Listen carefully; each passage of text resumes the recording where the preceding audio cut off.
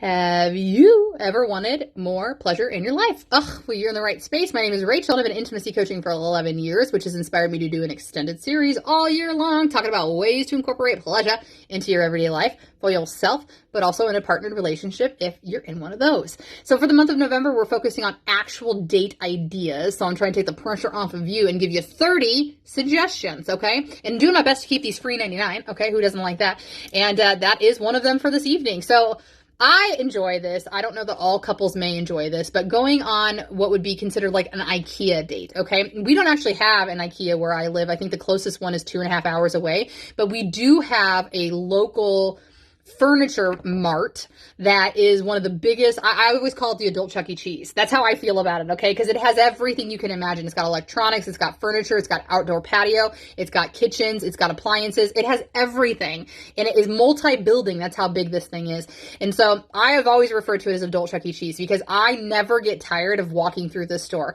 And that might seem kind of feminine. I think that's the idea, but I'm telling you, if you get into the dream kitchen aisle or you get into the dream audio visual aisle or the home stereo system aisle, it is for everybody, okay? And so that is what I would classify as a date night for sure. What's really funny is that over the years, this place that I live by, I've never been to an IKEA, but I've heard that they have something amazing like Swedish meatballs or something in there. I don't know.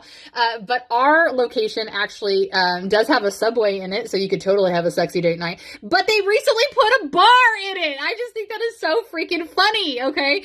So they know that we're out there making these into date nights. And so what is silly about it is the fact that you're, walking through a furniture store, sure. But what I think is the bigger picture is it's giving you permission to dream. So maybe you and your partner aren't where you want to be financially, but you know that you're going to be totally secure with one another in the future. You can go and envision what your living room would like, what your children's rooms would look like if you plan to have those. You can look at your home office. You can dream up your favorite hosting backyard, whatever it may be. It is a lot of fun. It's a lot of fun to just envision and really plant those seeds. And it feels a lot better than focusing on the lack that you might be suffering from in your life right now. So let me know. Have you ever done this before? And would you do it again? Okay.